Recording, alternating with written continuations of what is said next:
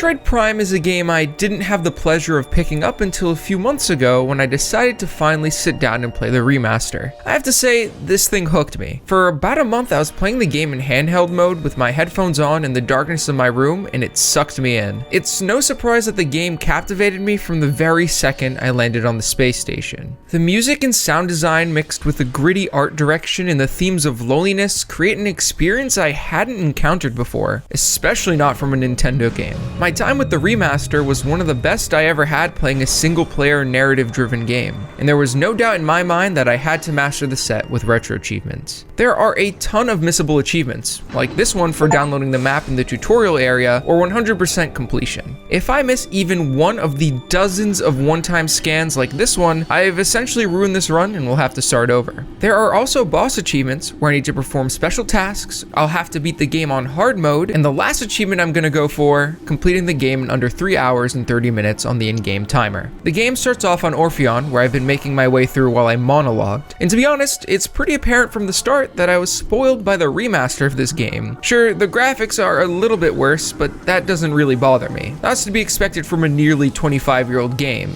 although it has held up really well. But the controls, they leave a lot to be desired. You see, Samus has tank controls. While in a normal 3D shooter, you use the left stick to move around and the right stick to move the camera, both of those actions are mapped to the left stick in this game. Front and back moves Samus, then pushing to the left or right moves the camera left and right. Because of this, you can't look up. The only way to do so is to press up on the control stick while holding R, which also means you're completely stationary. But that's enough complaining about the controls. This is a completionist video after all, not a review. This tutorial section has a few missable things. I mentioned that map download earlier, but we can also miss the first piece of pirate data, the fall of Zebes, or Zebes, depending on how you pronounce it. Outside of the general Metroidvania gameplay loop, what sets this game apart from the others is the lore. We get tiny slivers of information by scanning our surroundings, and it's up to us to get it all straight. If you're not scanning every little thing, you're not going to get the most out of the story, but still it is completely optional. The Fall of Zebes scan essentially says that, well, Zebes has fallen, and everyone that was on the planet is now dead after the hunter, presumably Samus, destroyed their facilities. This ship here is transporting Metroids, and that's what we know. Just as a quick aside, I'm gonna interpret this lore the best I can without doing too much research because, well, that's how the game is meant to be played. The player themselves is supposed to put the puzzle together, so if you have any insights on things I got wrong, or interesting things to add, or things I mispronounced, leave a comment. I do read them all, but don't complain about pronunciations. There's nothing I can do about that now. As we venture deeper, taking out space pirates, we come across the first boss of this game, Parasite Queen. I made sure to get this missable scan where we find out that her weak point is her mouth, so I missiled her until she fell for an achievement. I ended up missing a different achievement here, where I had to defeat her before she used her plasma breath, but we'll be back for that later. Killing the Parasite Queen sends the Orpheon frigate into meltdown. We need to escape before we blow up alongside it. At this point, there are parasites that are only present in this section of the game, so I made sure to scan them on my way out to make sure I'm still on track for 100% scans. As we try to make our way to safety, Samus runs into her arch nemesis, Ridley, but he flies off. Right after this, Samus's suit pretty much gets destroyed and we're back to basics. No upgrades, just our basic suit and one energy tank. There was another missable achievement here for getting out before 4 minutes on the clock, which I didn't make, but I made it out anyway for a general completion achievement. After hopping into the gunship, we chase Ridley onto the planet Talon 4, which is where this entire game takes place. Once we land on this rainy planet, the game essentially opens up and we're mostly on our own to figure out what to do next. Our only option right now is to make our way into the Chozo Ruins. On the way over there are some scans on some new enemies, and I almost died trying to get a scan on this door. Not the smartest. What's nice about playing with RetroAchievements enabled is that you get some nice trackers for what you're up to. There are achievements for visiting every room, and once you enter a new room, the game gives you a little progress check, so you have a good idea of every place you've been, which is pretty nice. I mean, there is this map too, but it's good to also see the number. The game starts off pretty linear before things really start to branch off, so finding the elevator down to Chozo Ruins was pretty easy. Right at the start of Chozo, we have another major piece of lore, a piece of ruined writing, which presumably was written a long time ago. This fills us in that the fountain in the city is what brings the Chozo life, but they peered into the future and now see that the water will one day spew darkness, or poison. It seems like that this is the timeline that we're now in. One of the first things I did going to the main plaza was scan this door, which can only be broken by missiles. The reason reason I did this so early is because this is technically missable, since when you break missile doors, the blast shield disappears forever. Just a brief tip. As I went forward through this door on the ground floor of the plaza, I found another piece of lore. This one said that the Chozo are leaving Talon 4, as well as a little bit surrounding their time and refuge on the planet, but nothing really telling us what went down to finally get them to leave. Through a few more doors, I found myself in a massive open cavern with poisonous water and a bridge with what seemed to be a missile container. But as I went across to try and grab it, more poisonous water filled up the ground and this machine turned on. This, like most bosses, has missable scans. This machine, the Hive Mecha, has a scan, and we need to also scan the Ram War wasps it shoots out. This is the only time you can get both of these. I knew this going into the fight, but for some reason I forgot to scan the Hive Mecha and had to reset back to my most recent save point. I ended up dying a couple of times after that because of general poor playing, but eventually I scanned both things I needed to, took out all of the Ram War wasps, and was able to grab my missile launcher, which unlocked an achievement. Now that I'm able to break blast shields, a couple of areas now open up to me, and for going through this door, I get an energy tank, giving me another 100 health, doubling what I had before. Now that there are some more areas opened up, I was able to break through this door in the Rune Gallery for the Chozo Ruins map download, and then also break through this weak wall for a missile capacity upgrade. If we remember back in the main plaza, there was a blast shield blocking a door, so I went right over there. This door led me directly to the room that had my morph ball. Dropping down, I had to take out some beetles until the plated beetle popped up. By scanning it, I learned I gotta shoot him in the butt, and with a few hits, he was out and I was able to obtain the morph ball. Getting the morph ball allowed me to progress through this door in the main plaza and under these trees. Getting into the rune fountain, I uncovered another piece of lore. This one lets us know that at some point, the Chozos struggled with something called the Great Poison, and there, we also get a mention of Samus. The Chozos can feel her, and somehow, Samus is part of their legacy. Getting into the atrium, we are again reminded that everything has been poisoned. The water is contaminated, and the tree in the center has been consumed by toxins. In the Watery Hall access room, there's a weak wall I could use a missile on to break through to upgrade my missile capacity again. Then it was forward to the next room. This here is the Watery Hall, and there are 4 runes for us to scan to open a door. They are hidden all around this room. One is across this platforming challenge at the bottom, another on the same wall as the door into the room, another on the floor at the platforming challenge, and lastly right next to the door we need to open. Once opened, we can read another piece of Chozo lore. It seems like the Chozos came back to Talon 4 and a meteor hit the planet and brought the Great Poison with it. After that, we can grab the charge beam, which allows us to, well, charge our main attack and do larger bursts of damage, even being able to defeat ions now. Another benefit to the charge beam is that when active, it sucks in health orbs and missiles, making it far easier to replenish our resources. Now that we have the charge beam though, we can make our way up to the gathering hall to go through the door at the upper level. Through this hallway, we come into a room with contaminated water and a door on the far end that isn't accessible yet. The only place to go is left through the small corridor, where there is a stone toad for us to scan, who will become helpful in just a couple of minutes. But for now, I had to make my way into the next room using the morph ball. This is the next boss, the incinerator drone. Like all bosses in the game, it has a couple of missable scans. The drone itself, and the only scan I missed in my entire initial playthrough of the game on the remake, the barbed wire wasp. Just saying. These wasps are different from all the other wasps we've seen, so don't forget it. But you have to dodge the fire until the incinerator shows its weak point, these red buttons at the top. Shoot them. Also, make sure to scan the wasp nest after it's been hit by fire once. It turns into a ruined war wasp hive. But 3 hits of this and you're done, unlocking the next upgrade, the morph ball bomb, which immediately lets us break through this wall in the boss room for yet another missile tank. Back in the room before, we can use the bombs to bounce back into this tube, and then remember that stone toad from the room before? Now he's gonna become useful to us. If we let him eat Samus, then use our new morph ball bombs, we can break the toad and get into this room with a couple of switches that get activated by bombs. Bouncing into this first one will lower the contaminated water in the main room, giving access to the second room with another switch, which will raise some platforms up to the third room, which has our final switch. Once we press that, it elevates the platforms once again over to the door that was previously inaccessible. There's a morph ball section here for us to go through. This brings us to a room that looks like it's been charred with an energy tank for us inside. Back through into the main gathering hall, I made sure to save because there's a pretty big boss coming up. But now it was time to go back into the Arboretum, which we were briefly in before. In here, we once again need to find 4 runes in order to open up the door at the top. The first one was on the tree in the center, then underneath these venom weeds at the bottom, then, okay, I'm blind and this one took me forever to find for some reason. It's embarrassing, I walked by it so many times. But the third one is right after the first morph ball tunnel, just right on the wall next to it. Then the last one is up at the top on the tree. It was also when I scanned these venom weeds that I unlocked the achievement for getting 25% of the logbook scans. Through the next door, there's a sandstone wall for us to break, which leads into a hall connecting to our next boss, Flagra, which has 2 missable scans. Her tentacles tentacles, and then her main body, which trying to scan ended up killing me, because on my first time around I had trouble scanning for some reason. But back in the boss room, I got the 2 scans again, because scans don't save after you die, fun fact. And we learned that Flagra is the cause for the poisoned water all around the Chozo Ruins. So naturally, we have to fix that problem. And this is how you take on Flagra. She's powered by sunlight, and she has these mirrors that are directing sunbeams onto her. You can flip these mirrors so that she becomes weak and retracts her tentacles, which were previously blocking these morph ball passages, which at the end have these switches for us to bomb.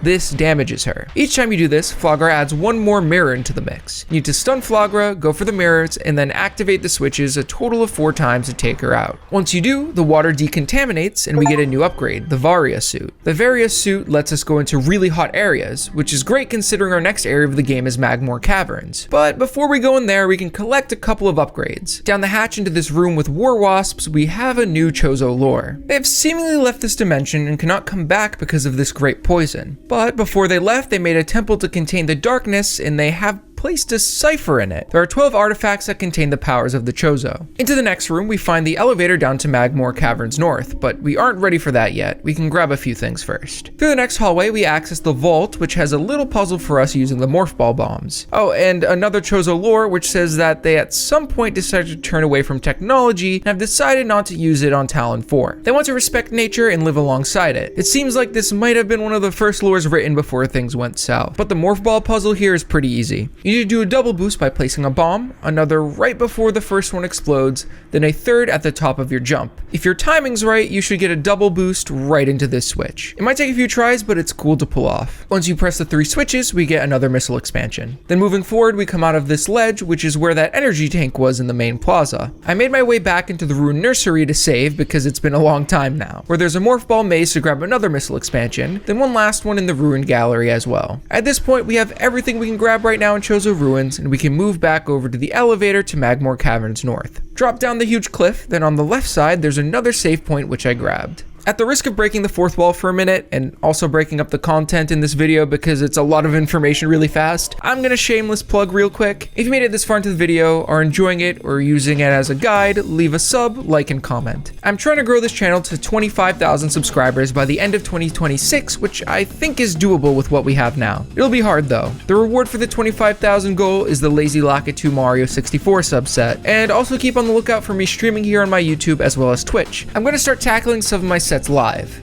Okay, back to Magmoor Caverns. Alrighty, we aren't going to spend too much time here in Magmoor, so let's just get this ball rolling. In the first couple of rooms here, there are some new enemies for us to scan, like the Magmoor. This is kind of like the main evil enemy in this section of the game. While fighting these puffers, I fell into the lava, bringing my health down super low, so when I blasted my way into the next section, I had to be extra careful. These Triclops guys almost killed me, but I made it over to the Triclops pit where I was able to bring my health up a little bit. Going straight down to this section, let me go through this morph ball section underneath the gated ground. This led me straight to a missile expansion, and then I could move forward across the platforms into the next room. This one had nothing for me, so I pushed forward until I made it to the central point of Magmoor, the monitor station. It's up here where we get a tiny bit of insight into what's going on around here. It seems like they're monitoring something, and it has to do with a material called Phazon. But already, we're mostly done with our time in Magmoor for now, although we still have one thing to collect before moving on. We can use that double jump morph ball bomb trick from back in the Chozo vault to get our next energy tank. We have to do the trick 3 times in a row during this morph ball section. The room after that brings us to the elevator to Phendrana Drifts, which is another place we need to visit briefly. After blasting through these sheets of ice, we make it to the Phendrana shorelines, which is the main map point of Phendrana Drifts. Since this is a new section of the game, there are also some more new enemy scans here. But the first thing we need to do right now is break through this grate with a missile and morph ball our way to scanning this lock so we can use the door out of this section. In the next hallway, we have to slip by these scatter bombus into the next area, which has another new enemy, the baby Sheegoth.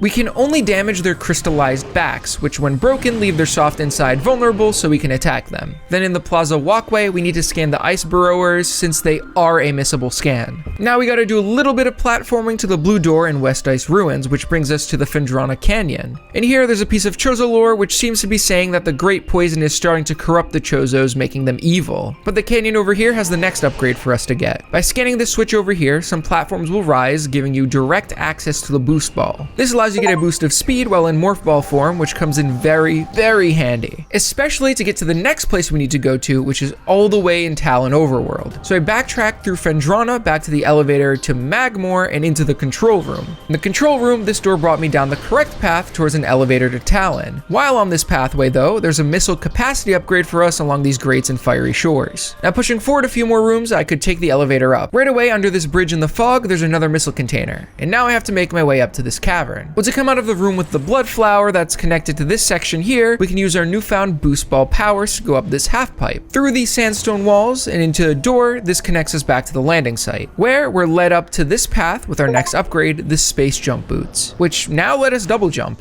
This opens up a world of possibilities. But before I move on and keep progressing gameplay-wise, I want to let you guys know that I am using a walkthrough for this. I'm letting you know for transparency's sake that this is the IGN walkthrough. It's pretty decent and linked in the description. This is the point that the IGN walkthrough suggests as a good time to get into the meat of the story. First thing to do is get back into the landing site where we can grab this missile tank and then go into the artifact temple. We've gotten some crumbs of what's going on here and there with these artifacts, but now it's really time to learn what's happening. I'm gonna make this sort of brief because, well, this part would take like 10 minutes to explain if I went into insane detail. Essentially, the Chozos left 12 artifacts like we learned in the lore dump earlier, but these artifacts are infused with Chozo power. What Samus needs to do is collect the 12 artifacts, which will open up the door to the impact crater later on. The Chozo hid them around Talon 4, but there's one issue. The pirates either want them or want to destroy them, so we need to find them all before they do that. Some of them are hidden around in spots that the Chozo left hints for here in the artifact temple, and some have already been found by the pirates. We already found the first one, the artifact of truth, down in the temple, but we're about to grab the second one really quickly. Making my way back to the control center in Magmoor, since we can now double jump, we can make it all the way to the top. We can use our boost ball mechanic to bring this bridge up and platform straight into this room with the artifact of strength. So already we have 2 of the 12 artifacts. Now though, it's time to get back into Phendrana to continue making progress. Now that we have the double jump, we can reach these floating platforms and go through this door. This climbing room here has ice parasites, which is a missable scan, so make sure to scan one of them, and then make it up to the top where there's a bit of a temple. One of the statues is weak, so we can break it, activate the switch behind it, and go into this next room, which has a quick morph ball puzzle, but also another new upgrade, the wave beam. But if we go grab it, it gets booby trapped right into the floor, and we have a mini boss battle. First, there are 4 baby Sheegoth to fight before a big mama one comes out. Make sure to scan, and to fight it, we need to let them use their fire breath, which makes them weak. This is when we can missile them in the mouth, as they're impervious to our normal blaster as we learn from the scan. This takes a bit, but eventually the Sheegoth will fall and we can grab the wave beam for another achievement. What is nice about the wave beam is, well, for one, we can open purple doors, and also now we can actually defeat Bombus, as they're weak to electricity. But now there are 2 missable scans coming up super quickly here. We need to make our way back into Ice Ruins West, where there's a stalactite we need to scan before we break it, as well as a missable Ice Shriek Bat that we also need to scan. There's some Chozo lore here, which explains that they created a temple to try and, I guess, seal the darkness. But now we can get through this purple door into the ruined courtyard. This room has, wouldn't you guess it, more for us to collect. This time another energy tank, which I will always be happy to see. We have to use these 2 stalactites, then hit this bomb button that has the water rise, then through this morph ball hole brings us to our energy tank, which also unlocked the achievement for getting 25% of the character upgrades. Then making the water rise again, we can go through this door at the top, which has a save point, and another which lets us start to make our way through my personal least favorite part of the game, the research core. And I'll get to why I hate this place a little later on. Here we start to fight the space pirates directly. Before we had only heard about them from lore. They can be pretty tough to take on because they're quick and do good damage. I wanted to scan this one, but he got stuck in the door for me, which was annoying. Once in the research entrance, make sure to scan this locked door behind you because it is technically a missable scan, even though there are more of them in the game. Just might as well get it now so you don't have to worry about it later. But we need to take out a bunch of space pirates. I like to use the wave beam because a charge shot usually stuns them. On the right side of this room is actually the map for Phendrana, which unlocks an achievement. But going forward, we make it into the research lab where there are a ton of pirate log scans. Basically, we learn about the experiments that the pirates are putting on and how they're using Phazon, a bad substance, and they're mutating stuff, I think. I don't know, but they're bad. There are so many red scans here, by the way, that I quickly hit 50% in the logbook, which is good to know because it feels like I'm on the right track here. We gotta keep moving forward though. There's nowhere really to get lost, which is nice. But we really need to be careful, because it's going to be a bit before we see another save point. So take the fights with the space pirates strategically, and once again make sure to scan everything, because not only do you need it for 100%, but you also get some really good lore. Eventually, I got into a room that had this huge observatory. There are a couple of enemies to fight and some more lore dumps for us to read, which tell us that the pirates are terraforming Chozo Ruins. And there's seemingly an older log that details how the pirates decided to come to Talon 4. They read some high-level radiation coming from the planet and wanted to check it out to see how much power it had. Scanning this in the middle opens up some bomb holes for us, which start these pistons. By the way, the sounds that these pistons make are straight up eerie. But I had to activate these boost ball things, and a giant hologram of the solar system opened up. It let me read a bit more about Talon 4 and ZBs. But not only that, it opened up the top, which had the super missile for me to unlock. Thankfully, we finally get to a save point, which is good, but we aren't nearly out of the woods yet. This next part is really where things get hard. Moving through to the west tower entrance, we get in an elevator up to the surface where we fight a new enemy, the flying pirate, which are like kamikaze missile shooters who genuinely are tough to fight, so be careful. Then we can go down the east entrance elevator where things get a bit more scary. The first room we go into has a Metroid locked in a vat, which Samus immediately recognizes and is visibly shaken up by. Just a little side tangent, I love the way this game tells the story. Like, this part here is never spelled out to you, and a lot of learning about it is just inference from reading Samus's body language. I think it's just a cool and unique way to tell a video game story, but I don't know, I'm just a nerd. But it breaks out and immediately attacks me. I didn't like that because my controller disconnected and I couldn't break free, so I got a lot of my health sucked out. We've learned that the pirates have created Meta Ridley, which we have been seeing all around. I'm sorry this section has a lot of lore explanation, which really, I don't know if I should even be explaining it. Like, you watching this probably already know the lore, and I'm definitely getting it all wrong, and it's embarrassing, but whatever. So moving on, there's a missile for us to grab along this ledge, which is actually pretty challenging to get. In the same room, we have an energy tank we can grab by using a super missile on this container. Now into the last new room of the research lab, the research core, which has something a little special in the center. But first we need to scan 3 little computer terminals to open up the center area holding it, and we get the thermal visor. But this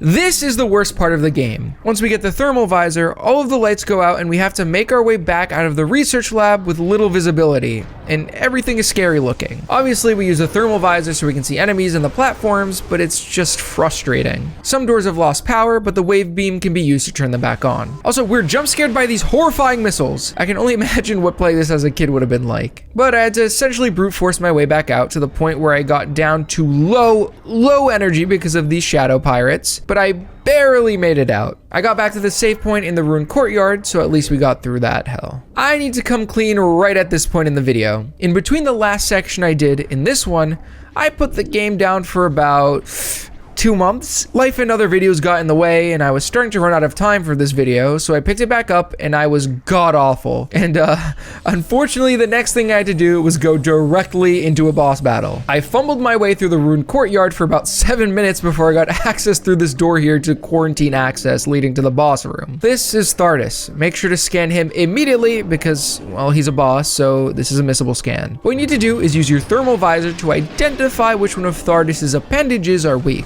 While you do this, you need to dodge ice attacks as well as his rolling attack in order to not get completely pummeled. Eventually, when you hit him enough times, the part you need to hit becomes more visible and you can use your normal visor to take that part out. Rinse and repeat. Note to anyone playing, don't go straight into a boss room before remembering the controls of a game because you will end up pressing the wrong thing, especially when I need to turn into the morph ball. I was always fumbling around the controller, losing my mind. I was not very good at this at all and fought for 13 minutes before I died. I imagine that this boss is actually one of the easier ones in the game, but not for someone who can't play the game for more than a few hours at a time before putting it down to play a different game. Next time through, I needed to remember to rescan, and then I actually did far better. I was dodging the ice and his roll attacks more often, and I also realized I can break the rocks he hurts at you every once in a while to get a little bit more health. As we can see, I made it through and destroyed him with most of my health still intact. Our reward for this is the spider ball. This allows us to go into magnetic tracks around the map, and this opens up a lot for us to do. We can use use this newfound ability to climb up the wall and out a new door we wouldn't have been able to access otherwise. This leads us to an elevator to Magmoor Caverns South, which we are now going to use to get access to a new section of the caverns that has a save point for us. Then it also has an access point to the Magmoor workstation. And here is a little puzzle for us to do, which will reward us with an energy tank. After fighting some pirates, we can scan this pillar to learn that there's a machine here that we need to power. Using the thermal visor, we see that there are 3 points where the wave beam can be used to turn the thing on. Once that's done, we're gonna morph ball through this hole here, going into the blue, then the green, then the purple sections on a timer, the last of which has a health upgrade. Now we find the puddle spore for the first time, which I scanned and then used as a platform to move forward through Magmoor Caverns. Eventually, I found myself in this huge open room with some stalactites, and going through that, I was back in a room we've already been in, the Twin Fires Tunnel, where we can use the spider ball to get back into the Talon Overworld elevator. Now we're gonna go on a bit of a missile tank spree before continuing the story a little bit more. Our goal is to get to the Hall of Elders, but on our way there, we can get a ton of missile upgrades. So back in Talon, I immediately went into Chozo Ruins, where in the main plaza, I can use the morph ball boost to launch myself into our first missile tank. Then going into the Ruin Fountain, we can stand in the now non-poison geyser, launch ourselves up to the ceiling, latch onto the spider ball track, and get missile upgrade number 2. Then go into the Arboretum, make our way to where we got our charge beam earlier, morph ball blast through this hole, use a super missile to break this door, and inside are 2 missile expansions. First, blast this metal grate for 1 expansion, then use the spider ball track to get the second. Oh, but we aren't done yet. I went into the Gathering Hall to save like my walkthrough suggested, and then got the missile expansion hiding in this room, but I missed it.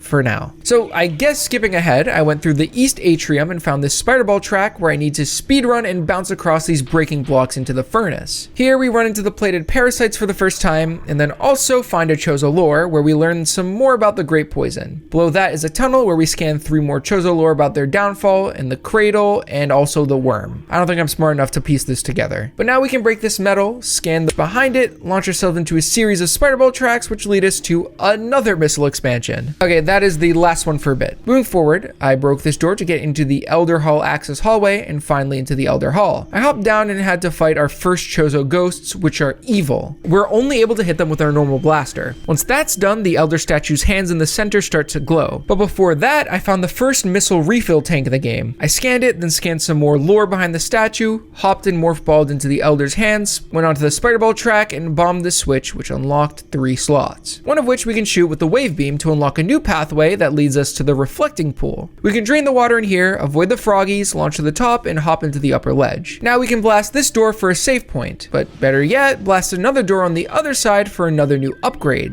the ice beam, which gives us a Chivo. I found an elevator that gave us access to Talon Overworld, but I doubled back into the Elder Room before that since I could now break the white switch and jump into the statue's hands to lead me to an energy tank. I saved, but before I move on, I need to go back for a second and get that missile tank I missed all the way back in Gathering Hall. Just had to use a morph ball bomb. From there, I went back into the reflecting pool before I realized I actually had to go back to the Gathering Hall, so I just went back and forth. My next area of interest was Phendrana again to get the gravity suit. But before going into Magmoor to transport over to Phendrana, I had the opportunity to get an artifact, which is in the sun chamber where we fought Flagra. But the main way to get there is currently blocked off, so I had to go over to the sun tower, use the super missiles to break these shields, which were hiding some scan points. 4 scans later, this spider ball track connected and we could make our way to the top and back into the sun chamber. It's just 3 Chozo ghosts, which are a pain in the butt to fight when you're at my skill level, but nothing really too insane. Take them out, and in the center of the flower where Flagra used to be, we get our 3rd artifact, the Artifact of Wild. Now we can go right into Magmoor Caverns and into Phendrana. We're gonna need to go deep into this place, but there are some collectibles along the way I can grab, because this game is just constant action. First things first is this cordite shield in Phendrana Shorelines, which when broken reveals a scan that gives us access to a spider ball track for a missile expansion. I made my way into the research lab where there's a weakened cordite pillar we can super missile for another missile tank. I wanted to point out how horrible I was at the game at this point in my Chivo hunting journey. Like, I was struggling pretty heavily with the easiest of tasks. I was down to 1 extra tank left of health and I wasn't even fighting any hard enemies. Our goal here is to go deeper and deeper into Phendrana until we get into the more outskirts section of the map, specifically the gravity chamber. One of the ways to get there, as we see, is to backtrack through the research lab, and since we now have the ice beam, we can break the white door and access the frozen pike. There were better ways to get here, but I would have missed out on the research lab missile expansion. I climbed my way up past this energy tank we won't be able to grab for a while and found found a transport to Magmoor Caverns south. I turned back around and went through the upper of the 2 energy beam doors in the frozen pike, which led me to the first cave. And here there was thankfully safe for me. God bless. And then there was further access into Phendrana's Edge. This area will be important later on, but for now it's just kind of a place to transport us into Hunter Cave, which looks a lot like the other cave we were in. Not a lot of visual difference in these areas, to be honest. I got really very lost and confused at some points. But once again, I went through a purple door which led to a little tunnel, and I found myself in an underwater cave that the game likes to call the gravity chamber. And here we can find the gravity suit. It's hard to move around or see, but eventually I found the S emblem here and collected it, and we now have the gravity suit, which completely fixes all of the underwater issues I just mentioned. We can move almost as we would normally and also see way, way better. The whole reason we got the gravity suit is so we can get into the crashed frigate from the beginning of the game. The ship crash landed by a lake and it's now completely flooded. Things are bad. But since water is no longer an issue, we can take the Magmoor Caverns south transport I found a couple minutes back. On the way back though, I recognize the true power of the ice beam. This thing can freeze almost any enemy in the game at this point, which means we don't really need to fight anything at all. It's awesome. In Magmoor, we're back in this section where we got the energy tank, which means if we head to the left, we get to the Spiderball cave room and find the elevator back to Talon West. Now back at the gunship, I saved and went into this cave section that's hiding a little bit. Through here, I was able to morph ball over to the frigate crash site. Into the water I go, and after a little platforming here and there, there's a white door to go through, and we can descend into the destroyed frigate. As I said, it is a bit flooded, and naturally, in its demise, it's lost most power. So we need to reactivate some doors with our wave beam. There are some panels of power that we can find using the thermal visor. 4 of those in the reactor core, and this big door is now powered, which inconveniently has more power panels, but conveniently has a save point for us. Not only that though, but we can really very quickly get a health upgrade in the next room over. Because the game devs like to torture me, not only do I have to do platforming in the dark using the thermal visor, but I also need to find some more energy panels. Look, I love this game, but platforming really is not its strong suit. The tank controls, which are also being hindered by a low field of view, makes it incredibly hard to do any precise platforming. But anyway, I powered all the conduits. Viewer, if you are playing along, listen to me carefully. In the next room, Biohazard Containment, there's a missable scan, the Aqua Drone. They only spawn in here and they also suck. In this room is also a missile expansion though. There's a cordite door we can break with a super missile, and I need to annoyingly find power conduits again. Pushing through, it was a similar story in Biotech Research Area 1. The next room here introduces the Aqua Sac, which we can scan, then a Morph Ball section. You know how we can do those Morph Ball combo jumps? We just need to do that underwater in this super tall section here. No, it ain't easy. The timing feels a bit weird, but once I got it, I was rewarded with another energy tank. All of this frigate action was to get to this room here, the Great Tree Hall. This serves as another transportation area. It has access to a couple of important rooms. For now though, make sure to unlock this Morph Ball gate door thing and go through the frozen door to go to the final section of the game we haven't gotten the chance to explore yet, Phazon Mines. Probably the most evil, diabolical area of the game. Well, other than the final boss, but quickly we get into the main quarry, which has a bit for us to do. First things first, directly dropping off the edge here, I could spider ball over to a save point, which I will happily welcome. Then I scanned a couple of switches to disable this force field and made my way to the top of this tower. I was able to activate the power to this crane thing, which crashed right into a rock face, uncovering a missile tank. I grabbed that and went past the force field I disabled. A couple of big old missiles for us to scan in here to add to our bestiary. There's a Bendesium gate in here, which we can't even break with super missiles. I wonder what will be able to break it.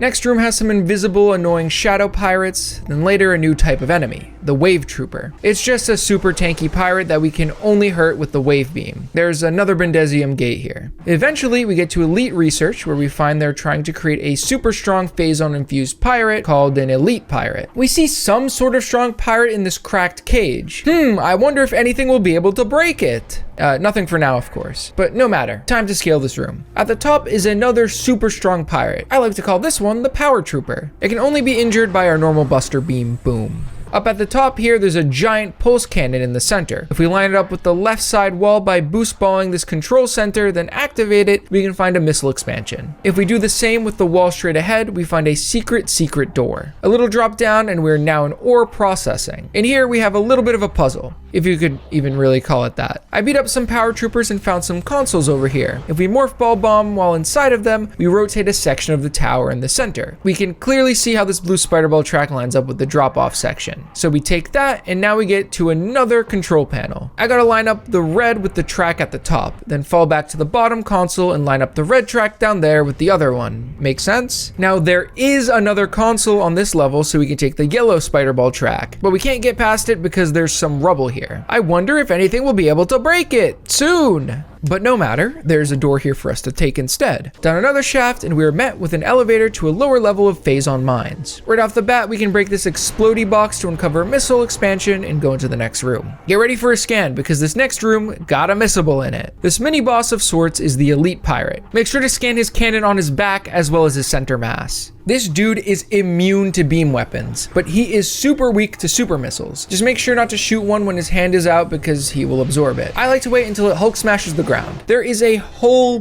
bunch of pirate data in this room, including one that details Samus and how she's tearing through the pirates, as well as one that talks about a creature called Metroid Prime. Wait, that's the name of the game! Metroid Prime is immune to Phazon, the blue staticky stuff. Upstairs, there's an ice power creature to scan, then even further up, more and more pirate data to scan as well. Which, thank God, because they count towards our 100% scan goal. And I was starting to get worried that we were getting close-ish to the end of the game, and we weren't really close to 100% scans yet. At the end of this room, we are at 102 out of 115. So, honestly, we're in the home stretch. I hope to God we didn't miss anything, because that would mean restarting the 100% run. I do not want to do that. Not at all. Further in, there's this evil poison room. But is it really evil? As we can see, I'm on low health. And there are also infinite these things, which means energy farm. So not evil poison room, it's actually the nice and happy poison room. This took me far longer than I would like to admit.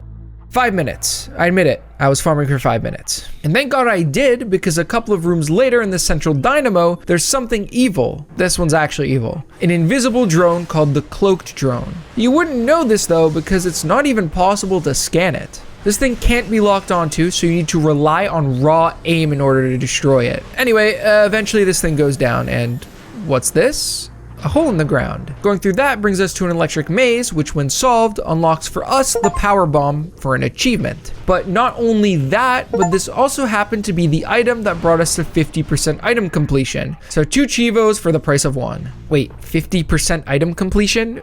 We really aren't that close to the end, are we? Well, no matter, I could now save and use the power bomb to break this rubble. I tanked past these missile launchers and became evil myself when I deactivated this force field and let some Metroids eat some pirates. I got my karma when they tried to eat me though. There isn't anything I can do here myself right now, so I made my way all the way back to the Omega research lab where I had to fight another elite pirate. On the way there though, I scanned a power bomb ammunition drop, which got me the achievement for getting every scan in the research log. The elite pirate was no match for me, by the way. In that room is some more breakable rubble, which is hiding a door with a map station. Now back in the poison room, we can actually unpoison the thing. Using a power bomb, I broke the grate on the ground, which led me to a back room with a panel to scan. This turned on the fan and the bad dudes broke the wall, and we can get another energy tank. Now back to that rotating spider ball room, I have to now line up all of the yellow tracks to the top. I had to power bomb this here rubble, do the thing, and now access to one of the most fun power-ups, the grapple beam. This allows us to attach to grapple beam hooks and Spider-Man through the sky. We're done with Phazon mines for the time being, so back into town we go through the elevator by the main quarry. We want to make our way up the tree room to this spiral spider ball track. Through the ice door is another power bomb rock that leads us to a morph ball room. And here, if we get on top of this loop and bomb down, there's a missile expansion that could really be easily missed. I really don't know how you're supposed to realize this is here. The only indication is that, like, this is kind of weird. You can go up here for some reason, and even then nothing indicated for you to morph ball bomb down. Anyway though, moving to the right, we get another upgrade, the X-ray visor. We are speeding the Chivo hunting here up. I'm very proud of us. This room can once again be power bombed. They just love giving us a new item and forcing us to use it 1,000 times in a short succession. Power bombing the wall opens up a whole new room that was hiding. This is the Life Grove, and it is home to a Chozo artifact. What we need to do is find this marking on the water and morph ball bomb it. We'll be risen up, then we can use this pillar to line up this metal bar, which gives us access to our 4th of the 12 artifacts. Trying to leave this room, we are bombarded by Chozo ghosts. The idea is that you would realize, oh, I just got the X-ray visor, maybe I can use it here. If you did have a high IQ and think that, you would now be able to lock onto the Chozo ghosts at all times, making dealing with them a breeze. I didn't have that thought come into my brain, so I took almost 5 minutes to get back into the tree room. And here though, now that we got the X-ray visor, we can find some invisible platforms. which when we take those to this hidden room, we get a missile expansion. Connected to this section is a transport to Chozo Ruins South. Right back at the reflection pool, behind the save point over here is a morph ball tunnel that leads us to a transport to Talon Overworld East. So let's go there now. We are in the tree root room, and this leads us to a free missile tank upgrade, and you know, I'll take that, no problem. And we are somehow right back at the frigate crash area. But I mean, hey, we're going on a missile tank spree, so why not get one here too? Grapple beam into the wall here, and we will land nicely for another missile tank. We're really on a roll. Back through the first Chozo transport we found, let's go into the watery hall. If we head into the water, there's a missile expansion hiding in a little cave. I am seriously just going around the world forever and ever here. There are a few rooms in Chozo I haven't actually visited yet because they were gated by a grapple hook. So across this lava, I went in magma pool and then this training chamber. Fought some annoying Chozo ghosts, then power bombed this wall back in magma pool for a power bomb expansion and a Chozo lore. Then I also missed a missile expansion in this hallway room. Power bombing the statue mouth on the right side of the pipe here unlocked a spider ball section for an energy tank. Then I made my way to this ledge in the main plaza and I was able to get this missile expansion as well. We're kind of in our upgrading era right now. This tree has a breakable section for, would you guess it, more missiles. Okay, more to find. Our next big thing will be getting the Wave Buster. Remember that first missile door from the beginning of the game? Go that way into where we got the morph ball. There are 2 missile expansions in this room, but first ghosts. Then break this wall, then a half pipe leads to another. The purple door at the top is where we need to go. This room is the Tower of Light, and there are a few things hiding. First off, we need to scale our way up until we see some suspiciously cracked pillars. Use some missiles to break each of the 4 cracked sections, and crash, it comes down. We need to repeat this process a few times until the platforms connected to the pillars are close enough for us to jump to, and we're led to the Wave Buster. This is like super missiles for the wave beam. It's a really good item. Like I said though, that's not all here. If we go into the water, we can find access to the tower chamber, which has a Chozo artifact for us. Back out of Chozo, we go into the main Talon transport and then up root cave. If you turn on your x-ray, you'll notice some invisible platforms. Scale those and you see a red door. We can't use that yet, but there's another invisible platform that has a missile tank next to it. Okay, let's continue this long ass scavenger hunt into Magmoor Caverns where we can get another weapon upgrade. In Shore Tunnel, you'll notice some cracked glass. Boom that and we get the ice spreader. But we ain't done yet. We've been through this room a few times, the geothermal core. Now that we have grapple beam, we can grapple over to this elevated platform, which leads us to a series of morph ball speed spinners that eventually bring us to a morph ball bomb slot. Hitting this raises the entire roof of the section, uncovering a spider ball wall section that I find to be super fun. We need to go around the entire perimeter of the room until we reach an ice door that brings us into a room with the plasma beam, finally unlocking the final beam of the game, as well as a Chivo. I went toward the Phendrana South Tunnel and made sure to save at that save station, as it has been a long time since the last save. If I were to die now, I would cry. Just want to note, we are over 7 hours into this playthrough, and we haven't even scratched the surface of what this set will need us to do. Help. So now that we have the power bombs, there's another transport tunnel to Phazon mines we can access through the door we haven't gone through yet here in Magmoor. Actually though, getting over to the Phazon mines west transport means we had gone into every single room in Magmoor Caverns, so I unlocked an achievement there. We are halfway through the set now. Oh my god. This brings us into a room that has Phazon we need to grapple over, which leads into a huge room called the Phazon Processing Center. Probably my least favorite room in the game, by the way. Very easy to fall back to the bottom. This room serves as a landing point for us to get back up a level into Elite Control past this huge rock. This is also the first spot we encounter the Plasma Trooper, so I got that scan. But our goal is to get back into that room where the Metroids ate the pirates. Since now that we have the X-ray visor, we can actually progress through the Phazon-infused cave. There's a missile expansion in here for us if we power bomb the wall and spider ball track our way over to an invisible platform. From there, we can just progress over to the next room where, thank God, the lights are back on. There's this little elevator here that brings us down another level in the mines. Down at the bottom of this shaft is a Phazon floor with mushrooms. But if we ignore everything we've ever learned about the dangers of Phazon and just hop into it, we find a missile tank under one of the big mushrooms. In the next room, I encountered the Hunter Metroid for the first time, so I scanned that and then grappled across to the next room where I needed another big power bomb that was covering a morph ball section that led to a dark cave. And here, off to the right side, there's a door with with a missile refill, which is super important to grab since we have a boss coming up. Then below the door to the next room, the ground is morph ball bombable to get a missile container. Otherwise, a grapple to the next room will do ya. I had to fight some plasma troopers and make my way across the Phazon to the other side of the room where there was a bit of pirate data. This column here is super missilable for another missile tank expansion, and I found a save station. From there, we get into a room with a plasma trooper and a frozen pipe thing we need to hit with our plasma beam to make our way into the elite quarters, where we will need to take on our next boss, the Omega Pirate. Of course, this scan is missable, so make sure to get that out of the way, and it's time for us to fight. Now, the Omega Pirate is actually very tough. Like the other big pirate dudes, she's able to use the power of your attacks to fuel her own attacks, so we can only really hit her when she's in a vulnerable state, usually when she's doing the ground smash. I would charge my power beam, wait for the ground smash, and aim for one of her 4 vulnerable spots, either one of her legs and either one of her shoulders. Once all 4 of those have been smashed to bits, she will go into invisible mode where she starts to replenish her armor. This is when you can get good damage in.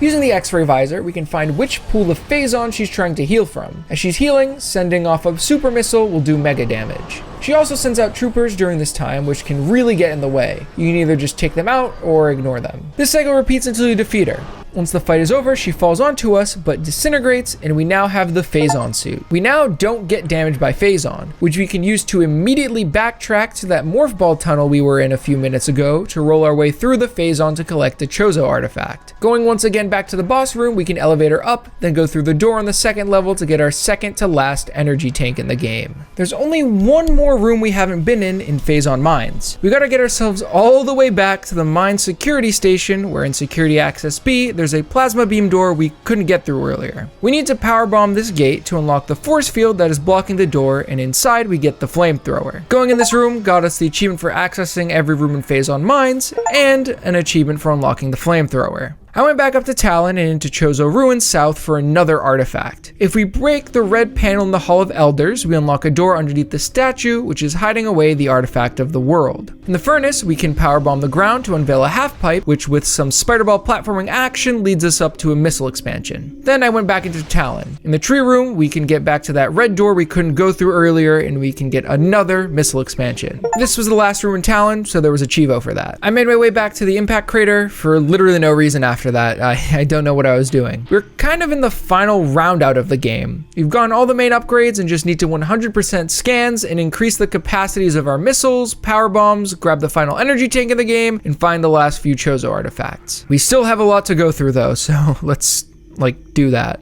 First thing I need to do is get into Magmoor Caverns for an artifact. In Lava Lake, this giant center rock column is holding a super secret. Super missile this dude, and we find the artifact of nature. In Triclops Pit, there's a missile tank I need to grab by sending a super missile into this column, but now into Phendrana. Surprisingly, we missed something in Phendrana Shorelines. There's another hidden missile for us we can get through using the plasma beam. In Ice Ruins East, there's actually a kind of hidden spiderball track behind one of the buildings leading to a missile tank, and also an ice wall that we can break off into one of the corners. Now we need to make our way into the Chozo Ice Temple.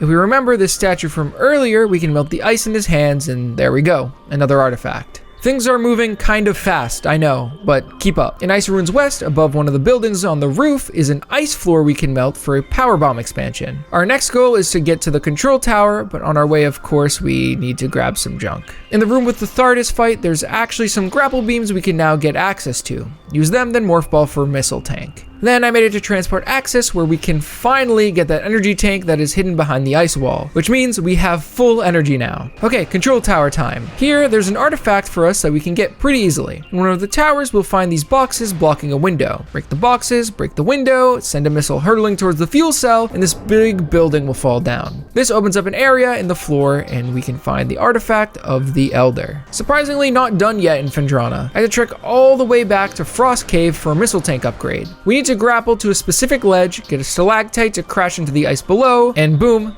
missile upgrade. There is another artifact in Phendrana's edge. We gotta climb pretty up close to the top. I actually made it to the tip top and found this morph ball tunnel, which brought me to a power bomb upgrade. Not what I was looking for, but I'll take it. What I really needed to do was use my X-ray visor to find this door hidden behind a wall. Power bomb here, Chivo for every room in Phendrana, and then the artifact of the spirit. Somehow there is still one more thing to find in Phendrana. A missile expansion we can get to from the gravity chamber by breaking these stalactites with my plasma beam and grappling the grapple hooks it uncovered. Almost done here, I promise. Time to go back into Phazon mines for the last artifact, and of course some other stuff. I made my way to Security Access A, where there's a missile expansion to get by power bombing this wall. The final artifact is actually a bit of a quote-unquote boss battle, if we can even call it that. In Elite Research, back at the bottom, there's this tank holding a creature. Powerbomb it and they escape. This is a missable scan, so scan it now. I know it's been a while since a scan. This is the Phazon Elite. Very similar to other Phazon enemies, it kind of just has more health. For defeating it, we get the last artifact, the Artifact of Warrior. Still not done yet. Phazon Processing Center has a missile expansion to get by going to one of the middle-ish heighted platforms and powerbombing a wall. I really don't know how you're expected to find a lot of these without a walkthrough. It's kind of nuts. You may notice we are at 98 out of 99 items for this 100% achievement. The walkthrough has no more items for me to grab.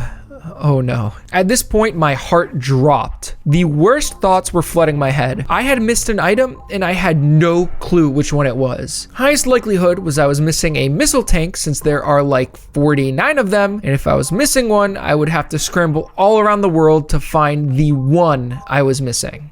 My fears were slightly lifted when I got back into the gunship and realized I had 250 missiles, which meant I had found all 49 expansions. And I had all energy tanks, so that left one culprit. I was missing a power bomb expansion. There are only 4 of those, so the trial and error of finding the one I was missing wouldn't be so bad. First, I checked this wall in Chozo Ruins. Not there. Well, here I accessed a couple of entrances to the Hall of Elders that I hadn't gone into before and got the Chivo for going to every room in Chozo. Then I went into Magmoor and realized immediately this is the one I missed. In the room with the Chozo statue that had an artifact, we can powerbomb this plate on the ground and fall into a secret room for the power bomb. And that is 100% item completion. That panic subsided, and now I wanted to check my enemy logs to make sure I wasn't missing any scans before I went into the final fights. At one point, I stared at my logs for 20 minutes straight, just trying to figure out which 5 scans I was missing. They were Meta Ridley, a scan for a new type of Metroid which could be found in the Impact Crater, a scan for a creature in the Impact Crater, and a scan for the 2 different phases of the final boss. I was good to go. I made my way back to the Impact Crater where we activate this here shrine, and Meta Ridley comes in to destroy everything. Of course, the first thing I did was scan him, and it was time to take on this mega battle. This fight is broken up into 2 parts. The starting section here, where Ridley flies in the sky and does an array of attacks. There are points where he exposes his chest and we can do damage. He takes a lot of hits. This first part of the fight is really an endurance test. You need to dodge missiles and beams for a really long time and get hits in frequently enough to eventually take him down. It took 4 minutes for me to get him low enough on health to where he gets to his second phase. Here his wings are completely destroyed and he starts to fight on the ground. He has 2 attacks here that he goes for. A charge that is really hard to dodge and fire breath attack.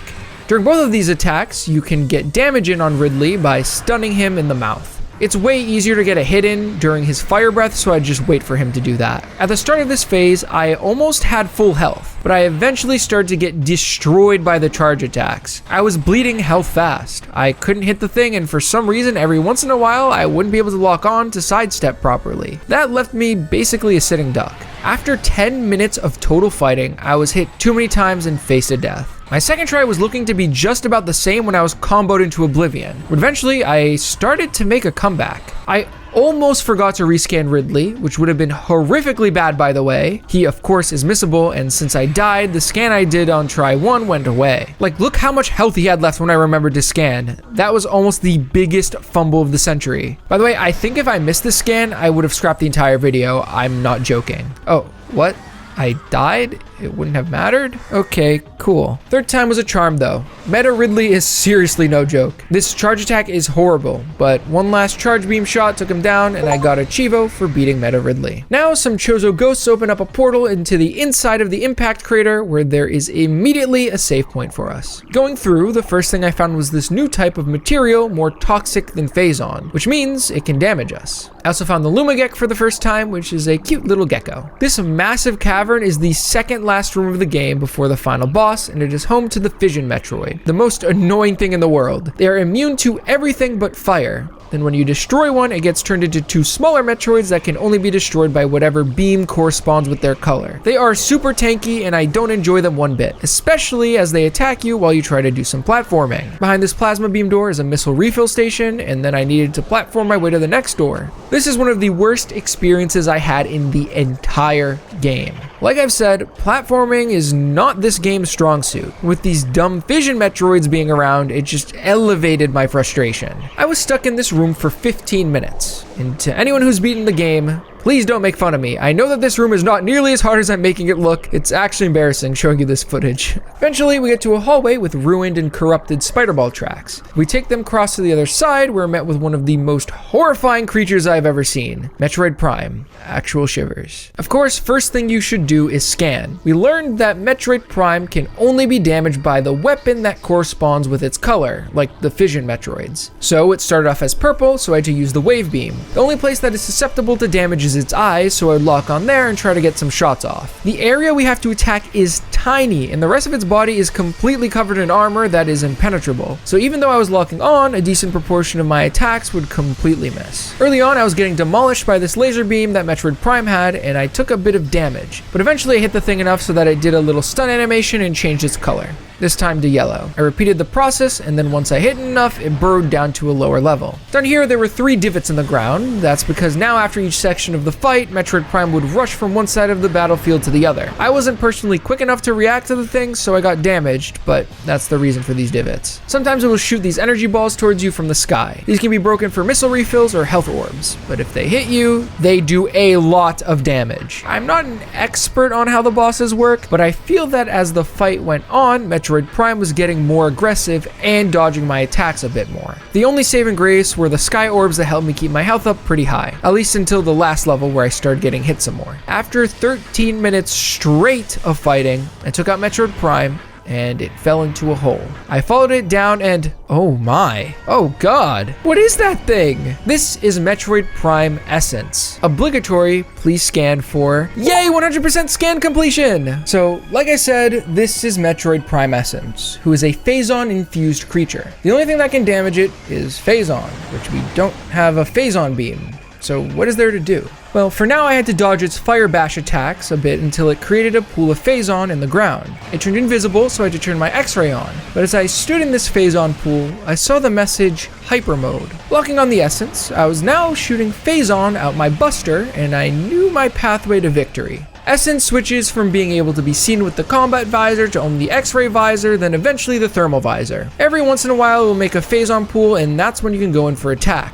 Obviously. After each Phazon pool comes out, so do some Metroids, each time being stronger and stronger types. I wasn't really efficient with my pool usage. Each pool has a certain amount of Phazon in it, which drains with usage, but it also starts to drain with time, but more on that later. So I need to get to pools quickly to do efficient damage. Thankfully, Essence's attacks aren't really all that scary. The space jump makes dodging the fire smash attack kind of a joke, and otherwise you can't get hit by much. Just Metroids, but we've seen those tons of times now. After repeating the dodge and hyper mode cycle a few times, I was able to take out this really honestly horrifying creature and beat Metroid Prime 100%. As Talon 4 gets destroyed and blown to bits, Samus takes her helmet off and flies off into the distance. That's it. Credits roll. Mission final, 100% completion. Total time, 10 hours and 23 minutes, if you ask the game, that is. RetroAchievements had me logged at over 15 hours if I remember correctly. For beating the game, we also see this text that says hard mode active. So we've beaten the game 100%, we've seen everything there is to see, I've looked at all the lore, granted still don't fully understand it, but I've seen it with my eyes. If I was a normal completionist YouTuber, this would kind of be the end of the ropes, but I'm an achievement hunter and we have only just scratched the surface. So let's recap. 100%ing the game has gotten us 42 out of 62 of the achievements in the RetroAchievement set. What are the remaining 20 gonna have us do? Well, 9 of them are going to be for beating the game on hard mode, 9 bosses give us achievements, so that is pretty straightforward in theory. During this hard mode run, we're going to also do 3 sequence breaks on the way. These are obtaining the space jump early before getting the boost ball, getting the artifact of nature before getting super missiles, and finally getting the charge beam after the thermal visor. That brings us up to 12 achievements out of 20 of those. After that, we have a speedrun to go through while we try to get some boss achievements. We need to beat the game in under 3 hours and 30 minutes on the in-game timer. These boss chivos include stuff like beating Thardus with no thermal visor and defeating the Omega Pirate without letting it regenerate, just to name a couple. This video is already close to the longest one I've done yet, so I don't want to stall any longer. Subscribe.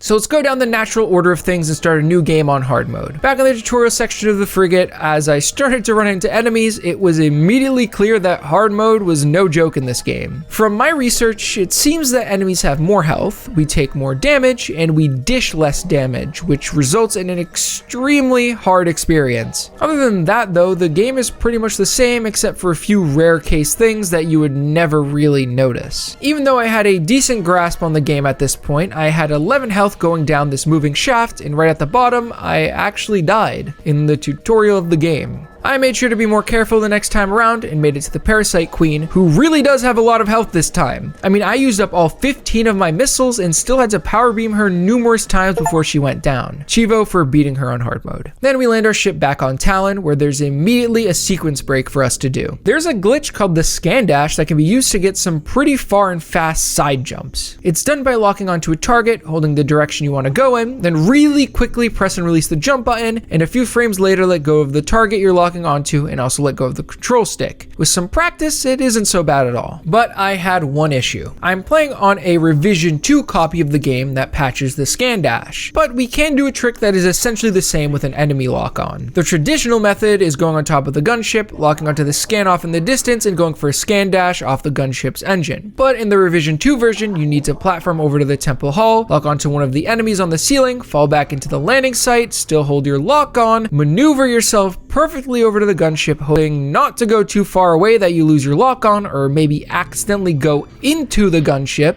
Either of those two things means taking the minute or so to reset up the trick. And then in the event we do get onto the right part of the gunship, we need to get a pretty tight dash. The other normal scan dash version takes like 3 seconds to set up, by the way. I tried this for over an hour. I just couldn't do it. An hour straight of setting up and trying to do a dash jump. It was one of the worst things ever. Eventually though, the reality started to sink in. I don't think I'm good enough to do this trick with the enemy scan. So I scoured the world for a way to play the revision 1 of the game. Eventually got my hands on a copy and within 2 minutes pulled the trick off. So if you're doing this, make sure your copy is revision 1. All of this, by the way, was to get on this ledge, which through a little more parkour leads to the space jump boots. If we collect that now before the boost ball, we get a Chivo. For now though, things are going to be business as usual. I went into Chozo Ruins, extremely quickly made my way to the Hive Totem to fight the Hive Mecha. To be honest, this fight wasn't all too different from the normal mode fight. Of course, everything soaked up more damage, but it really wasn't a problem at all. The next order of business is getting the Morph Ball, so went into the Ruined Shrine and took out the beetles in there, then the Plated Beetle after. This is the point where I would pick up the Charge Beam in the Watery Hall, but we have a Chivo to grab that involves not doing that until after we get the Thermal Visor, which means that not only are we on hard mode, but we also need to play hard mode with an extra incredibly hard challenge on top of it. I rely on the Charge Beam for literally everything ever. So okay, let's skip that and get to the Burn Dome to fight the Incinerator Drone. Once again, this fight isn't super hard at all. It's not really much of a boss, it's more of a machine. Took that out, got the Morph Ball bombs, and now we need to go and fight what I would consider the real first boss of the game, Flagra. This was the first place where I truly hit a setback. Since we don't have the charge beam, I was using regular pellets to flip the panels. Don't tell him he can use missiles. That would have been too easy. Not only that though, but we get heavy damage when we're hit, and I was getting hit quite a bit. I should become a songwriter. That was a bar. So when I died, I realized I forgot to save after the Incinerator Drone. So not only did I have to refight Flagra, I had to redo the first fight, get the Morph Ball bomb, re-get the energy tank I had gotten the first time around, then get back through the Arboretum. At least I learned my lesson and saved my game though. This time around on the fight, I did a bit better getting to the third phase, but I was swiftly taken out again. Third time though, I got to phase 4 with very low health, and yeah, died immediately. At least I made that save though, and I'm saving so much time. At this point, I recognized I was able to use the missiles instead of spamming my regular attack, so that made fighting Flogger way easier. I could stand in the middle of 3 panels and just go right down the line of taking them out. The final phase is a bit harder since there are 4 panels this time around, and unfortunately the boss collapsed when I was too far away from the bridge I needed to go down. So I had to hit those 4 panels again, and I died. 5th attempt I died, 6th again, but 7th time was a charm. This whole hard mode thing is gonna be a disaster, I'm very sure of it. There's something we can do super quickly after we save in Magmoor Caverns and Lava Lake. If you remember, inside of a pillar we can find the Artifact of Nature. Usually you would need the X-ray visor to find it, but we can break it with some missiles. And we're getting this before the super missiles, we unlock a Chivo. Now we can go straight into Phendrana to get the wave beam from the Shegoth boss. Once again, this was going to prove super difficult. If you don't have the charge beam, so our only option to take out this big monster is to use missiles, and we don't have all too many of those. On my first attempt, I hit the thing close to 40 times, and I wasn't able to take it out. The pure amount of time I was taking to get 40 hits in, and the fact that 40 wasn't enough, had me pretty worried that I didn't grab enough missile upgrades along the way to even be able to do this challenge. So after dying and needing to backtrack 11 minutes, I was a lot more careful with my accuracy. Still though, I ran out of missiles, so I elected to do a little bit of research rather than giving up. I read that I could actually use Morph Ball bombs to do some damage, so I damage boosted myself while in Morph Ball mode and placed a couple of bombs at its legs, and boom, we have the wave beam. I saved, and now I had to play through my absolute least favorite part of the game, the Pirate Research Lab section, on hard mode with no charge abilities. I got to the ruined courtyard, got the energy tank in here, and started my trek through the laboratory. I insta-died, then started to see just how much damage these pirates could sponge up. It was really bad. I was spamming the shoot button. I hadn't realized just how important using missiles would be to get through this challenge. I feel like I was in the habit of only using my normal attacks, and missiles were a second thought, and I would only use them really when they were required. In the observatory, I was fighting a pirate and got as low as 7 HP. In this moment, I was genuinely going to be so upset if I died, because that would mean another like 15 minutes of backtracking. And I'm not one to like wasting time. Oh wait, well, I died. Next time trying to get through, I started using my missiles a lot more to try and take out the pirates faster to preserve my health. This time I got the super missile and saved, and had to make my way towards the thermal visor. Things were going pretty good for a bit. I was able to pick up the thermal visor with a good amount of health left, but my issue was that I was completely out of missiles. There are a lot of enemies, the worst of which were the sentry drones, which absolutely shredded me to death. So now I lost a teeny tiny itty bitty little bit of footage here. I forgot to hit record when I started up my next session to go back to the ruined courtyard. So just kind of imagine I did what I just done again, but being smarter with my missile usage. That was really it. I lost like 15 minutes of footage here. Please forgive me. But for some good news, now that I had the thermal visor, I was finally allowed to go and get the charge beam. First though, I went into the impact crater for some reason and grabbed the Artifact of Truth. Then grabbed some missiles on the way to the watery hall to finally get the charge beam. Hopefully things become slightly easier from here on out, at least for my wrist. Next on my list of things to do is Thardus, so back over to Phendrana to fight him. I was having a hard time with Thardus my first time around, as we know, but this is my time for redemption. At least I guess I was doing a lot better this time around. I got Thardus down pretty low and kept alive for quite a while. I think I just had to get used to the fight again. Second time around, I was getting extremely nervous because I was extremely low on health again towards the end of the fight. But I actually locked the hell in and completely fricked up Thardus. After this fight comes a huge stretch of time where we don't get any achievements. I got the Ice Beam, the Artifact of Wild, and the Gravity Suit, then went into the Crashed Frigate so I could get into Talon, and then Phazon Mines East. I just want to say I'm super glad that we're past the 100% walkthrough phase of this run because this video is moving a lot faster. I don't need to talk about things as in depth as before. So far this kind of hard mode run script is 4 pages long and has covered 7 hours of playing. Just keep that in mind as the video speeds up. We may be moving faster video-wise, but this thing is taking forever. I made it pretty deep into Phazon Mines, but I ended up dying in the cylinder room, which had me go on a bit of a backtrack. The issue is the super strong pirates as we get closer to the cylinder room. There are just so many of them and they do a lot of damage. To be fair though, I should have just been more careful. Next time through, I was completely fine though. I beat up the elite pirate, and after that, things got rough as I got deeper into the depths. When I got to the power bomb room, the invisible sentry drones started to destroy me, like badly, but I lucked in at the last second and took it out. I survived with 3 whole health, which meant I had to get through the electricity mine without getting hit.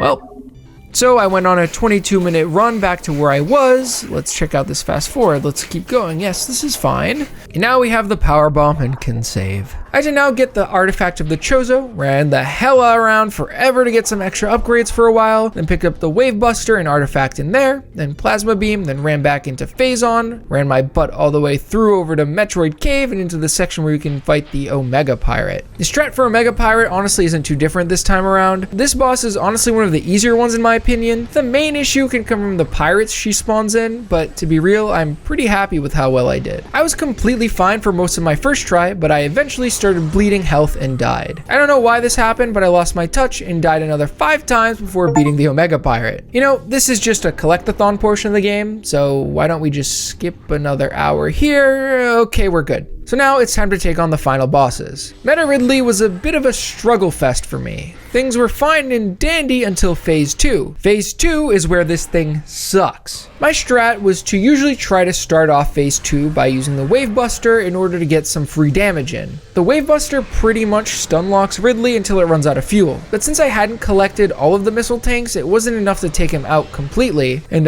once he gets going, it's pretty much over for me. Trying to dodge the charge attack is actually one of the hardest things a guy can do. A lot of the time I would get Ridley down super low, but was just dying. I eventually figured out the best course of action was probably to try and do scan dashes instead of normal dodges. This was the only way I could reliably dodge the charge attacks. Took a bit of getting used to, but it feels pretty cool to get good at the dashes. After an hour of playing, I got by Ridley and got a Chivo. I proceeded to fight Metroid Prime for 44 minutes before I was able to get through Phase 1, and then Phase 2 was easy as heck, and we are done. Done with the hard mode run of Metroid Prime, which took me 8 hours and 11 minutes.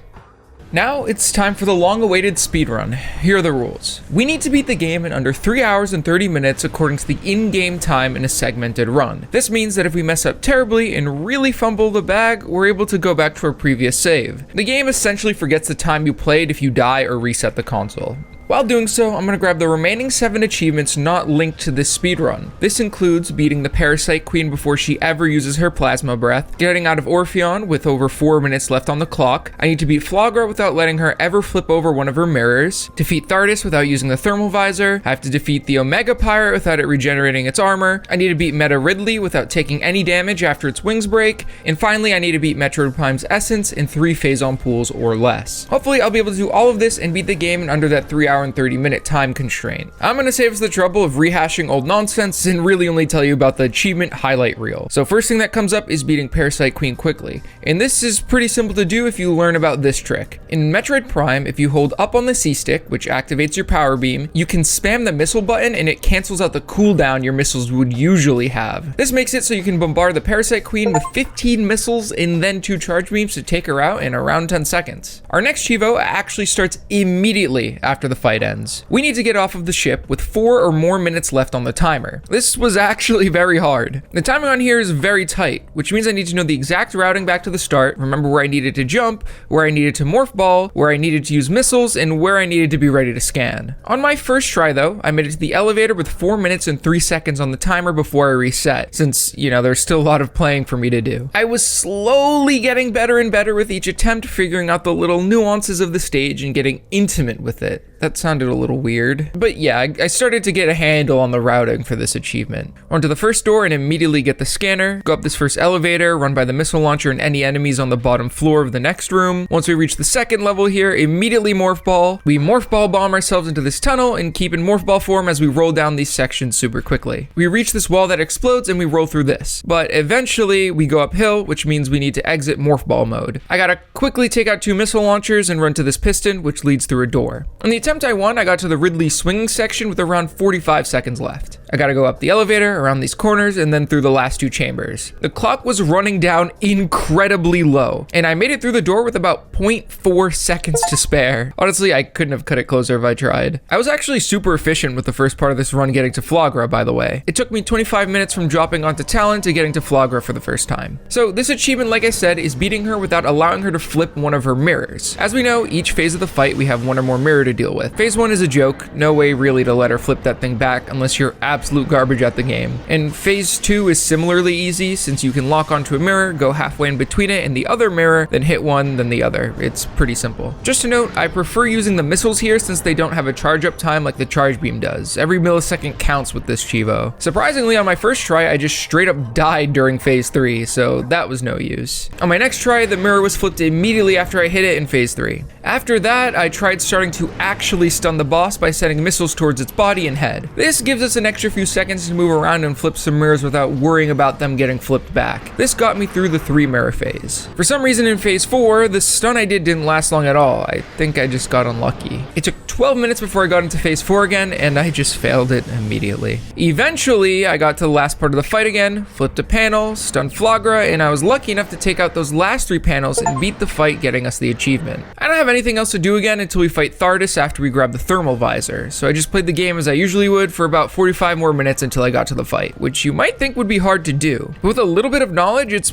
probably the easiest of these last achievements. So Thardus's weak spot is always in the same order and will always start with its left leg. So knowing that, the thermal visor is useless. We could memorize the order of which appendage to hit, or we could simply use the morph ball bombs while Thardus is in his rolly mode to instantly expose the weak rock. It's actually a super fast way to beat the boss, so it's really helpful during the speedrun. After each hit, Thardus usually goes right into roll mode, and if you do the same, you can take out this boss really quickly. This only took me a single try without really any struggling at all. Next order of business is all the way in Omega Pirate. So we could time skip genuinely like an hour and a half, but if I did, this entire session of gameplay wouldn't have amounted to a single second of footage. So please enjoy myself speeding this footage up so that I didn't waste a complete hour of my life. The only thing that I have to say here is that I started to realize that my routing could probably be a lot better and that I might have taken up too much time trying to grab missiles. I mean, by the time I got the power bomb, I was already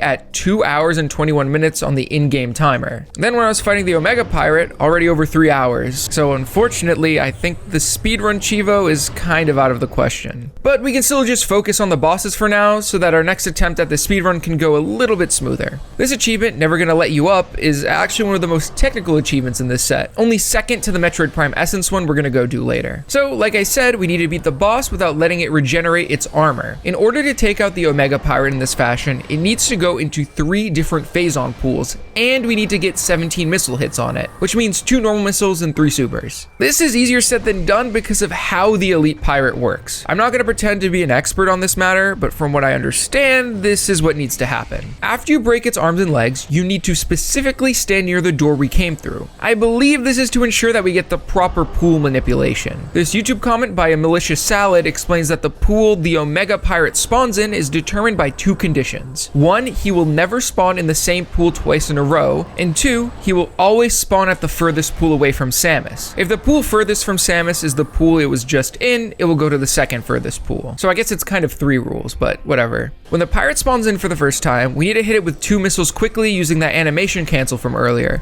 Then we need to immediately charge a super missile shot. That's 7 missiles of damage in the first pool. After we do the super power shot, we need to stand next to the pools on the door side of the room, then hit again and move to the other pool and hit again. Like I said though, easier said than done. Eventually I got it done though and could move on to the last 2 boss achievements. These 2 are honestly going to destroy me because not only are they incredibly hard and require in-depth technical knowledge, but in the case of the Metroid Prime's Essence Chivo, it will also take a long time to even get an attempt in. So let's talk about Ridley first. We need to beat him without taking any damage during his second phase. As we know, I'm not very good at dodging the charge attack, which is probably going to be the only place of struggle in this Chivo. I went out of my way to get the Wave Buster, and since that stuns him in phase 2, the plan was going to be to use that when possible. I learned that the best way to get damage in is with the plasma beam, which in retrospect makes a lot of sense. I don't know why that wasn't my go-to weapon before, but it just wasn't. Then after around 3.5 or so minutes, we get to the part where Ridley loses his wings and the achievement really starts. On my first try, I got some decent damage in, but wasn't able to dodge one of the charge attacks because of a mistiming on a scan dash. The run back to the impact crater was kind of a killer since this door for some reason takes a long ass time to open, and then we know phase 1 of Ridley is kind of long and boring. Is what I would say if I didn't learn a bit of a speedrun tricky trick. For some reason, boosting into Ridley when he's on the ground during phase 1 does an insane amount of damage to the guy. So all I need to do is spam plasma beam until Ridley decides to land, then send myself into his leg and save a ton of time. The first phase went from taking 3 minutes down to just 1 minute, so we can really start getting more attempts in faster, which is going to be better in the long run. My plan was as so: speedrun to phase 2, then once I get into phase 2, get a few hits in on Ridley where possible, then use as much wave buster as I could to finish him off. Of course, the issue was knowing when I had damaged Ridley enough to switch to the wave buster. It was a matter of trial and error. There were multiple tries where I switched to the wave buster, but it wasn't doing nearly enough damage to take Ridley out when I thought it would. In the attempt I won, I got pretty lucky with some well-timed plasma shots to the mouth, and then when I switched to the wave buster, I actually staggered my attack once so that I wouldn't waste my missiles during the time that he's invulnerable. Eventually, I got through the second half of the fight damageless, and I could move on to the final boss. First phase of Metroid Prime is business as usual, but fighting Essence is where we need to get super technical. This is kind of in a similar vein to what we had to do with the Omega Pirate. We need to beat Essence within 3 Phazon pools, or without it turning back into the X-ray visor mode again. This is where you need a deep understanding of the game. We need to know how Essence works, as well as how the Phazon pools we use work. Thankfully, there are resources online to explain this to me, so I'm not completely in the dark. Once again, this is how I understand it. I might have some things wrong, but I think this explanation should suffice. Each Phazon pool that Essence creates has 10 units of Phazon while in hyper mode. If we hold down shoot, the pool drains in 5 seconds. Also, after 25 seconds of the pool being active, it starts to dissipate on its own. There is a way though to use the Phazon with it draining slower. What we need to do is walk in and out of the Phazon pool in timing with the charge up of the shot. Think of it kind of like a regular beam shot versus a charge beam shot. If we're able to get the timing right, we can get in a lot more damage than if we just held down A standing in the pool. Doing this efficiently allows us to beat the fight in just 3 pools, which will get us the achievement. There is one other thing to note though. If Essence stands near the exoskeleton it sheds after phase 1, it will for some reason skip a pool and we will no longer be able to get the Chivo. The best way to avoid this is to stay as far away from the exoskeleton as possible. Hopefully this makes a little bit of sense now, but I don't know. This fight can be tough, not only because you need that technical knowledge to be able to actually complete it, but also it can sometimes be hard to judge where you're standing in regards to the Phazon pool because we're locked onto Essence the entire time. So I would either just stand in the pool or get lost, which would take away a lot of Phazon. Not only that though, but after each attempt we have to fight the exoskeleton again, which was taking me 8 to 10 minutes or so each time. You know, just to mess up on the Phazon pools again. I started to realize how dangerous the Metroids could be during each pool phase, so every time they would show up, I would use power bombs to take them right out. The in and out rhythm I had to get into was tough to figure out, but once I did, incredibly satisfying to pull off. That being said though, even when I did figure it out, I would lose to complete disorientation as to where I was in relation to the pool and to Essence herself. My goal with each Phazon pool was 8 to 10 buffer shots in order to get damage to where I needed it to be. And after only a handful of attempts, I got a run that seemed to be going well, but Essence skipped a phase which deactivated the Chivo. And then the very next try, I got Essence down to legitimately 1 tiny little unit of health before I missed out on the achievement. Not ideal considering this video is multiple weeks late. I need to be able to finish this, please and thank you. Okay, got it? Oh hey, I got it on my next attempt. Thanks for listening, game. I mean, maybe we beat the game in under 3 hours and 30 minutes. Let's take a look at the in-game complete time. I mean, hopefully I can end the video here and... 4 hours and 19 minutes. I'm gonna need to shave off around an hour here, huh? There is some good news to that, if you could even consider what I'm about to say here good news, but I'm gonna say it anyway. I was following the IGN guide again during this run as sort of my checklist of things to do, but there is a quote-unquote speedwalk playthrough I could follow instead, linked on the RetroAchievements website, so I might as well use that. Starting off this next speedrun attempt, nothing changed really. And right before going into the fight with Flagra again, I was only at 22 minutes on the in-game timer. Most of the time save I was finding was from just being more aware of what to do, like the scans in Watery Hall and just quicker work when it came to decision making and going from one place to the next. Flogger herself went well. Then this route actually took the extra time to grab the energy tank on the ledge in the main plaza. On my trip to Phendrana, I stopped to grab the artifact in the pillar in Magmoor, got the boost ball in Phendrana, then went back to town to get the space jump boots. I could have probably just done a scan dash to get the boots right away, but the speed walk I was following didn't do it, so I figured, what the heck, I'll just follow it exactly. My fight to get the wave beam was almost disastrous. I neglected to save after getting to Phendrana the first time, which meant if I died, I would need to replay a good 15 to 20 minutes. There was a point in this fight where I was as low as 16 health, but I was able to get some orbs from some of the crates lying around and made it through. I, of course, saved immediately after that. Then I was on my way to get the thermal visor. This is actually the spot where there is the biggest time save from how I was playing it before. It's actually possible to get the artifact from the control tower section here early with a little bit of an exploit. We need to take out all of the pirates while leaving the stack of boxes completely unharmed. I did this by luring all of the enemies to the other side of the battlefield so that I was good. Then after that, we need to just barely shoot a missile over the top of this force field wall to hit the tower behind it. This is no joke. I tried this shot for a long time and wasn't able to even get a missile over the top or even remotely close to where it needed to be. I had to line myself up essentially perfectly and do perfectly timed space jumps to barely get enough height. I was going for this for 10 minutes straight until I got it, but those 10 minutes were going to be super important, so I actually elected to restart the console and give it another go. This time I got the trick pretty easily and got this artifact early. From there, I got the energy tank, thermal visor, then back out to fight Thardus. Another thing I was trying to do was morph ball boost my way around as much as I could, since that method of movement is just way faster than general walking. Thardus is a spot where the knowledge from the boss Chivo earlier helped in this speedrun. Now that I know about the morph ball trick, I was able to take him out in under 5 minutes, whereas before it would have taken me likely double that time. I know it's not all that fast, but it is a super improvement from my first time fighting, if I do say so myself. I went back to Chozo to get the artifact from the Flogger fight room, then to the Hall of Elders. Then after getting the ice beam, I went into Magmoor to progress, and I died after not saving for 25 minutes. I was not very happy with that. I got stuck in the lava pool and couldn't get out.